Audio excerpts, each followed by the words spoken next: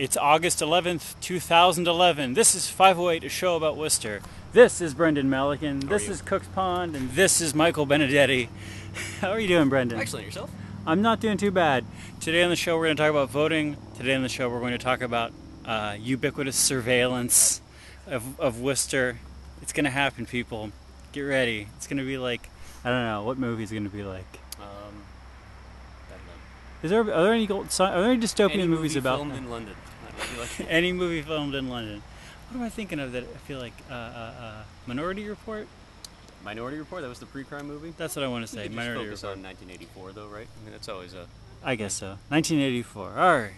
So let's talk about. We're also going to talk about spam, but let's talk about voting real quick. Today we're talking to David Lebouef and Kola Akindele. How are you guys doing?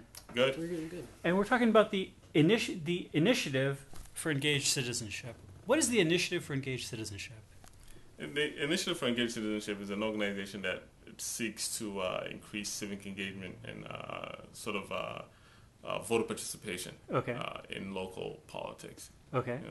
So we're going to be really involved in this year's local elections in terms of organizing debates, organizing candidate forums, and get out the vote efforts. Okay.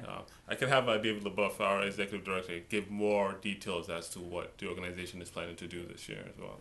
Right. Definitely. So one thing about the initiative is that we are a nonpartisan organization. We are a nonprofit organization. In addition to our Get Out the Vote activities, we do run education seminars in the spring that mostly focus on how to get involved in local government, how to advocate for your community, different youth group collaborations and things like that. So for this election, kind of the unique thing that we're doing is we're trying to coordinate and consolidate a lot of the efforts around the city that are community-based. So for example, our forums, which are going to be in October, we have currently 10 organizational sponsors, and we're estimated to get about 20 by the end of the month. And these like candidate forums? Yeah. Okay. And so with these forums, essentially all of the community groups that are co-sponsoring with us get to submit a certain amount of questions. Okay. And basically it's a way to get more turnout, more individuals involved, and basically get questions that real communities groups have to ask. The other thing is we're going to be doing a questionnaire this year, and this questionnaire, a lot of people remember the questionnaire I was involved with that had 86 questions that a lot of the candidates, including Kola over here, were very upset with. Did anyone fill out an 86 questions? They did, actually, and we got, surprisingly, we had 600 individuals hit up our website and look at those questionnaires before Election Day. So we know we did have an impact, even though we were kind of, we were a little bit mean to the candidates with that. But this questionnaire, to make it up, is going to require no writing at all. It's all going to be either or, yes, no, or on a scale of 1 to 5 questions. How are you assembling that? Because we assembled an 8-question questionnaire for this show. 10 questions, including non-political questions. I feel like 8 questions is like a lot of questions right there. How are you guys going to sift through and decide what questions are the questions? So essentially what we do is our debate sponsors, they're going to submit to us a set of questions that they really want to ask, and they have to be in the appropriate format that requires just the checking off or whatever. We're going to take those questions together, and we're going to have some outside facilitators look through them and basically eliminate duplicates or combine them that are very similar. We expect a lot of our groups that are concerned about affordable housing might have identical questions, same with similar groups about health, things like that. And so essentially, it'll basically be a comprehensive list divided into 3 different sections about schools, the economy, and just neighborhoods in general. Okay. And so you guys are doing candidate forums, you guys are doing candidate questionnaires, and you guys are also are you guys doing like voter registration kind of stuff? Yeah, we do voter registration at different festivals. We're actually going to be at the out at the Common on the 25th when they're having that major that movie that's playing Spaceballs. Okay. And so we're going to be registering voters. A very civically engaging movie, yes. right? Yeah. So we're going to register people there. Okay. We also are going to actually be doing like a campaign. We are working with different groups. With we have a group from Worcester State that's going to be taking over a precinct and basically knocking on doors, registering people to vote and giving them information about the candidates. That's all nonpartisan, includes everybody, has their responses to our questionnaire, and is reminding you about the election day. What precinct are they going to do? We haven't determined that yet. So do you want to talk? No, we haven't determined that yet. We're also going to be having yard signs as well, campaign signs. So exactly like a campaign. So These are those signs here? if we can Those vote are for those are going to be on the road actually. That's from the election commission. So we've partnered with the city of Worcester's election commission to help distribute these closer to the primary and closer to the regular date. But we're going to be getting our own lawn signs too with some more poignant messages. Okay. Anyway, so you were saying, but you haven't decided what precinct is the precinct to go for? We haven't decided what precinct yet. Is it going to be like the low turnout precincts? Yes, exactly what I was getting to. So we're going to be concentrating, because, our mission is to sort of increase turnout in those sort of disadvantaged or low turnout areas. Yeah. So we are going to be focusing more in those areas. Yeah. Yeah, I wanted to ask you guys a couple of things. There may be more things is there other major stuff that we need to talk about that you guys are doing? We are going to be doing a media campaign also later on. It's essentially going to be, it's called Rethink Voting, Rethink Worcester. Okay. It's going to be a kind of, print, radio, YouTube, Facebook, all that stuff. That's basically going to have different residents in the city talking about their reasons behind voting and why people should go out to vote, and really showcase that what a voter looks like, and that essentially we have a lot of diversity in the city and we have a lot of diverse issues that we need to be talking about. Okay. Now, this show that you're on right now, we're sort of infamous for occasionally telling people not to vote, or at least I'm infamous for this, and usually the other people on the show get super mad at me and yell at me that I'm a bad person for this. And the reason that I sometimes think that I have trouble motivating myself to vote in local politics, and other people I think definitely do, is that it's challenging. It's more challenging to vote in a local election than in other elections. For one thing, it's nonpartisan, so it's not like.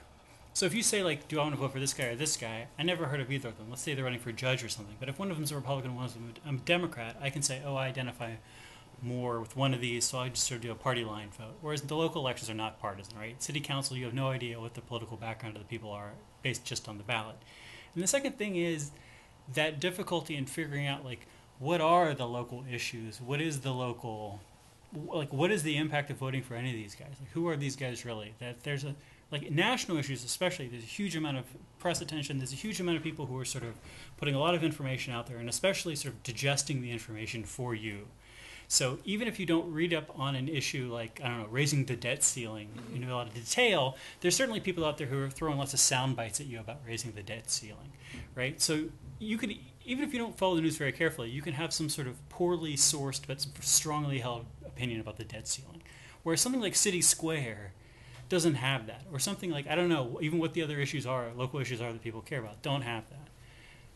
You know what I'm saying? I would say, well, first of all, regarding the candidates, there's always going to be a difference between candidates. I mean, right. If there wasn't going to be, they wouldn't be running. And I'm sure, Kola, from his experience in the campaign trail, can tell that depending on the way individuals vote, there's stark differences and they have stark priorities. I mean, basically huge different priorities. And that's something that we want to have the information so that when voters look at it, they're able to make a decision, based on what their own interests are and what their own values are. Also, I mean, just look at your street, look at your sidewalk, look outside. I mean, we've heard discussions about pools, health departments, affordable housing, schools especially. That's a huge hot button debate. Even just, whether or not a community or a neighborhood feels like they're getting attention and having their voice heard. Those are all issues that, really, they may not be at the top of the media's radar, but there is a lot of conversations going around, especially with working with community groups. We are hearing those diverse opinions. I also think, the issues are not as abstract, when you're dealing with the local issues. So these are issues that sort of affect you daily and personally. Take a residential real estate taxes. Mm-hmm. That affects you personally. Right. So it may not be about the candidate or about the party, but it could be, you have that luxury that it could be just about that issue. Yeah. So you can vote on the candidate based on whether or not he's for the lowest residential tax rate, or whether or not it's for keeping the pool around the corner. So you have that luxury. So you should be more passionate about that particular issue, and therefore be more passionate about that particular candidate. Because it affects your life so much more directly. It affects your life so much more directly, yeah. That's a good point. The other thing I want to ask you guys, so anyway, I should also just say, by way of maybe try to bridge that gap a little bit, that this year on our show we're really drilling down on issues and really trying to talk to candidates. And I am actually going to vote and advocate that people vote this year. And just making sure that I'm educated as well enough to feel like I can make a vote and really feel like my vote is coming from somewhere real. And hopefully other people are being educated also by watching the show. I want to ask you about the inactive voter list. I read these articles about the inactive voter list. What can you say? But I get confused about this. All What right, can you tell me? there's been so much discussion about the inactive voter list, and essentially, there's a lot of misinformation out there. So first of all, an inactive voter, all that means is that the individual did not fill out the city street listing Right. that occurred, I believe, in the winter. This is if you get this mailed Yeah, to you. you get this mailed to your house, and so that doesn't mean that they haven't voted before, and that doesn't mean that they're going to vote. They're not going to vote. That just simply means that they failed to fill out a particular street listing document. Right. And so what an inactive voter, what that means, you're not deleted on the rolls. You are still on the voting rolls. And essentially, when you go to vote, you have two options. You can immediately show some proof of residency, which can be a bill, any government document, a letter from your landlord, a lease, or potentially an ID, and that will basically put you on the active list. Okay. If So you go down to City Hall, you go to whatever floor, and you say to them, "I'm still a voter." This would only be on election day. if Oh, you on went to the election day, polls. Yeah, you go up to the person at the desk and you say, "You have me as living in this place, but I actually live here, and here's my ID." So no, that would be No. no. So essentially, if you want it before election day, you can go. So let me get, because I have moved since the last time I voted. I know I know that I did not get this piece of thing in the mail because I moved. So what you can do now, Yes. if you aren't sure about your status, Yes. you can go to the city's website, Okay. and there's on the front page you can check to see if you're an active or an inactive. Just as voter. you type in your name and your birthday. Yep, and it says where you were last registered. Right. And then what we tell people is, when in doubt, fill it out. Okay. Re-register yourself to vote. Okay. Essentially, that will automatically put you on the active list And if you- you re-register yourself. And you re-register like at City Hall or like Yep, you can come down to our office over here. We have Okay. voter registration cards. where is your office? We're at 74 Providence Street, right Okay. at Oak Hill CDC. Our community partners all have voter registration cards, and we're still distributing those. Or you can go down to City Hall and register right over the counter, Okay. and Okay. you'll get a confirmation. So that's before the election, and you have 20 days before the election to register to vote, Okay. to participate in that particular race. On election day, if you go to the polls and you're listed as an inactive voter, that's when you can do two things. One, you can show proof of residency, which, by the way, proof of residency is not an ID. There's a lot of confusion about the term ID, and especially with a lot of the hysteria across the country about voter ID laws. Yeah. ID and proof of residency completely separate. You can use your photo ID as a proof of residency, but you don't have to have an ID to do that. So then you would get activated right away.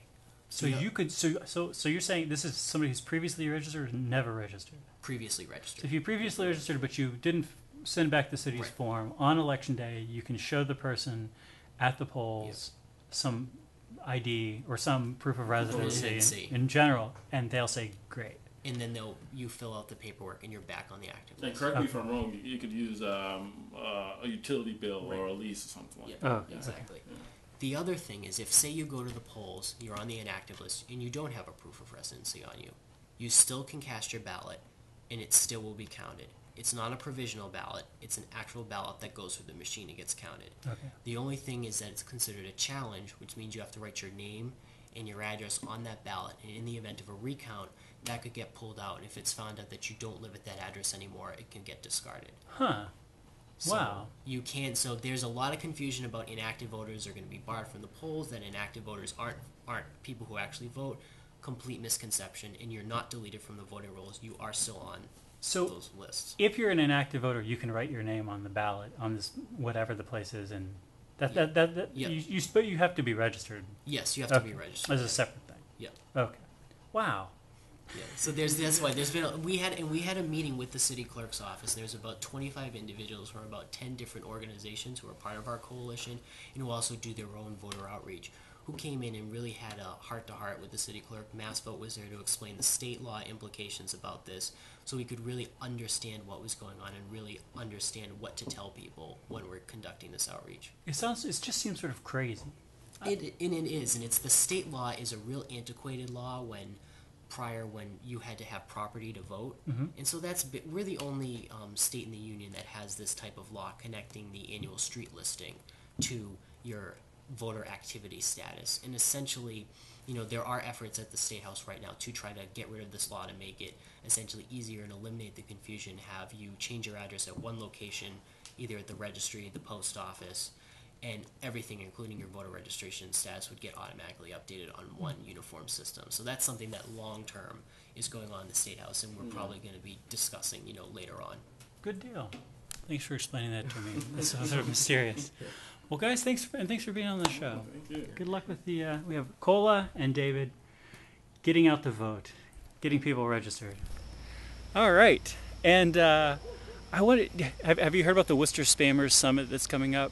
No. I don't think I saw this on Facebook, not via email. Ironically enough, that Mayor Joe O'Brien and our state rep John Mahoney are having a public event August 12th at Express Yourself. Two politicians who unfortunately are, to me at least, known primarily for sending their constituents unwanted email despite repeated pleas to stop. And so they're going to get together, they're going to talk about, I don't know. Technology, spam, communications. They're presumably going to tell people stuff they don't want to hear. Why don't you go to this event and ask them publicly if they would mind taking you off their list? You know what I would like to see happen? I would like to see both these guys have some accomplishments so that they can have a better nickname than Spam and Joe O'Brien and Spam and John Mahoney. Just like I would like to see Marty Lamb step up and do something different so we don't have to keep calling him Barf Bag Marty Lamb week after week. It's just about a legislative accomplishment. And it's about... And they can tell you about those accomplishments via email. with their free email newsletter. And voting-wise, there's one more thing. So what was the seminar? All right, so we essentially conduct seminars every spring, and so we did one recently where we had about 20 people, and out of that project actually came the Friends of Green Island Neighborhood Association down in Pernay. And so essentially what we do is we have different public officials and civic leaders come in, talk about their campaign efforts, what they've done in government, and also kind of answer questions about how does government work, what's a local issue, what's a state issue, what's a federal issue, and we have, basically a lot of grassroots organizations come in and talk about how they first got started, how to organize their community, and hopefully help many of the individuals that came to our seminar start their own projects. And that's kind of one of the efforts we want to do, is help empower people and empower communities to essentially, do whatever they choose and to, essentially become more engaged in the city. Cool. Brandon, I wanted to ask you about cameras. All right. I want to ask you about two of our favorite subjects on the show, surveillance and prostitution. Excellent. Come together this week. But we never get to actually combine them, unfortunately. They always manage to stay separate yet together. So the city council is talking cameras again. It seems primarily at the manager's urging this time. If I'm not mistaken, the last time this came up was while Connie Lukes was mayor. This was about 4 years ago, and the proposal is that we need to have some video cameras. Traffic signals, red light cameras. These are really just going to be red light cameras, and the idea to catch people running red lights or driving dangerously at intersections. And send them some tickets in the mail, basically. Tickets in the mail. The whole idea apparently being that we need fewer police officers if we can ticket people automatically with technology. This is weird. To me, this is weird. To me, this says that the police officers are kind of like the checkers at the supermarket. That really what you need is a bunch of automatic checkout things and one checker to kind of supervise the thing. That somehow the police. What's weird? It's weird on a number of levels, right? Are there any police who spend most of their time looking at intersections trying to catch people running red lights? I can imagine there's better things to do. I'm sure even most police officers, rank and file, would probably agree they've got a better use of their time than reviewing video footage of people driving through standing on construction sites. The thing that is weird, though, regardless of what your opinion on red light cameras is, and it seems everybody does have an opinion on them, is this isn't something new, right? The Worcester isn't being revolutionary here. You can go back 16 years and see that Hartford tried this and viewed it as an abject failure, right? I mean, they saw a failure in terms of... Well, what most communities see is that it seems that you have an increase in rear-end accidents.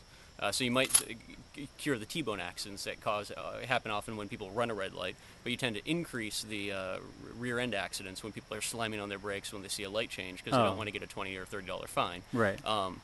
So you replace one form of accident with the other, which of course then has our bizarre. Insurance premiums It's very go interesting. through the roof. And a lot of that seems to be the byproduct of timing of lights. which we often in communities that have these cameras, you see the yellow light shortened. Because the city has a strong incentive in this situation, Right, or whoever's doing whatever. Well, they have a strong incentive. It's like, hey, we could make like And the hundreds of incentive thousands is of dollars a important, year right? if we Because cut the a city second isn't off. actually the primary recipient of funding here. I mean, the organization who puts up the cameras for free ends up taking a significant amount of revenue. Oh, really? because They manage the whole thing. That's typically how it runs. I Okay. mean, you wouldn't want the city to take on another technology project, right? I mean, that's we talk about making money online for the city, right? I mean, Right. we don't need the city getting involved in more technology. Typically, these are managed by an outside party, Okay. and the revenue comes in, and it's a split. Sure. But so yeah, the city has an incentive, or the companies involved have an incentive to see that revenue go up because they're splitting it, and Right. they want to see more of it, and it appears like free cash. That also brings in some other problems where you've now got a few states, I believe Louisiana and California, state Supreme Court saying that the citations aren't even enforceable, which is just silly. And it's similar to the idea that you don't have a human being actually involved with issuing the citation, and you're issuing the citation to a car, not to a driver. For a moving violation, right? Because you're not positively identifying the driver, just the plate on Right, the because car. you're trying to cite them for a moving. It's my understanding in California, at least, it was because the citation is supposed to be for a moving violation, but you can't assign a moving violation. So there's to a some car. there's some legal loopholes possibly, or There some are, and- some legal issues around this. And it seems as though people who are proponents of cameras and people who are proponents of companies who sell cameras really love these things. And people who are bureaucrats who love the idea of a revenue stream that's pretty hands off. Right. People who actually drive and live in cities and interact with intersections don't seem to like them that much. I just don't like it because I really do view this as like a creepy civil liberties threat. I would rather live in a city with slightly more crime and slightly more civil liberties than slightly less crime and slightly less civil liberties. At least at the level of crime and civil liberties we have now. One of the things that I thought was interesting at Tuesday's City Council meeting while this was being discussed, it was both Councillor Kate Toomey and Connie Lukes both mentioned that the terrible drivers or the aggressive, horrible driving in Worcester, and I think they really missed the point, as if they seem to be describing drivers who are like angry and aggressive and out to hurt people, when in reality, I mean, I think Worcester is just a terrible place to drive. Like if you're someone like Connie Lukes or Kate Toomey or myself who grew up driving in the city, you can do it backwards with a paper sack over your head and you're still going to know where all the turns are. If you just moved here or you're just passing through, this is probably one of the single most miserable places on the planet to drive. None of the roads make any sense. The signage isn't always the easiest to work out, and it's like any old city. You're not dealing with linear grid-like layouts. So I mean, it's not a fun place to drive. Just like Boston isn't a fun place. And to you're drive. distracted by the beautiful prostitutes. You're distracted by the beautiful prostitutes. Yeah. So What is this prostitution thing about? what is this prostitution thing? So Billy Bro is involved, right? always. Good job. But he means well for his neighborhood. Right. Yeah, so the city, it looks as though we're going to explore the idea of asset forfeiture for prostitution. So this is like this thing where like if you're dealing drugs out of a car, they'll like take your car. Well, the because laws right? on asset forfeiture for drugs are a little bit different because Oh, those okay. don't require a conviction. They just need to be able to prove that somehow your assets were involved with drug dealing. It doesn't Okay. even need to be through a court process. It can just be an assumption or a reasonable belief, and your assets can be seized. Right. In this case, it's going to be if you use a car to solicit sex from a streetwalker, your car will be subject to seizure. They'll take your car. They'll take your car. So for a The $20 idea is that it's friendlier if we have people soliciting prostitutes in the parks In the than parks out or- of the car, or on which is kind of bicycles or causing traffic problems. This is why Will they seize your bike? the smart prostitutes are going to start teaming up with pedicab drivers, and they're going to do this on the road.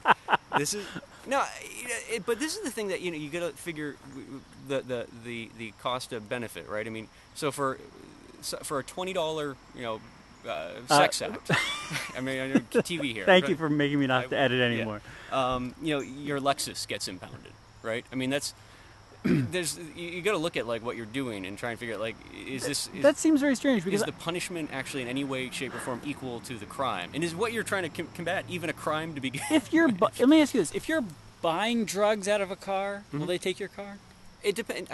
Because I can asset understand. forfeitures for drugs is typally something you see on a very high level. Like if you're driving around with a suitcase full of cash, in your trunk, you're probably not going to get that suitcase full of cash back because it's an I easy guess thing what I'm to... saying is I can kind of see the idea to say, you know what, like if drug deal, like if you're using this car as part of a criminal enterprise, we're going to take that piece of the criminal enterprise away from you. Like we're going to dismantle your business by just taking the pieces of the business from you. I don't, like, if you're soliciting prostitutes, you're actually, you're the customer. But again, we're talking about a city that's curing homelessness, right? I mean, I think people are actually trying to... I think this is, in one way, like a genuine attempt at creative thinking. That it is creative. It's just such an awful form of creative thought. It's like creative in the same way that like napalm was creative when it was first thought up, right? Like just a miserable thing that the world probably could have done without. But I mean, it's some really creative stuff. I mean, fire that sticks to people, it's genius, right? I mean, it's kind of the same thing. It's just a terrible, terrible idea. It's definitely out of the box, and I think that's what the manager's always looking for, thinking outside of the box. So we tackled that one. But again, I mean, and it's not to miss the point, right? I mean, there's no doubt that, I assume that everybody who lives in Maine South is probably not thrilled with streetwalkers. Tired of it. This is definitely annoying and no causes doubt problems, at all. and it's embarrassing to your kids. There are ways to deal with that. In other communities, up until I think it was 2010, Rhode Island had dealt with it pretty appropriately by we got about a minute left. I'm just guessing what you're going to see is indoors, right? you're going to see a lot of this like rent a wreck thing going on. You're going to see a lot of people who are like, I'm taking that $100 car out whenever I need to go pick up a hooker. Brandon, thanks for being on the show. Thanks for having me. Thanks for being on the show. Oh, and I think we got one more thing about the taxes. Or I'm sorry, I think we got one more thing about the voting. Tell me about the kickoff. So on August 17th, we'll be having a kickoff event to do two things: to raise money for our initiatives this fall, and then also to sort of talk about some of the initiatives and go into detail as to what we're going to be doing this fall. Okay. So it will be on August 17th at Viva Bene Restaurant from 5 to 7 p.m. Am I correct? 5:30 to 7:30 p.m. Okay. Host committee, Linda Parham. She was on this show. Was she on the show? She was on the show. I think I saw her. Anyway, yeah. Jen Carey. Okay. Jen Carey, Jen Roy, David Lebouef, myself, Patricia Malios. and Patricia Malios. She just walked by. Hi.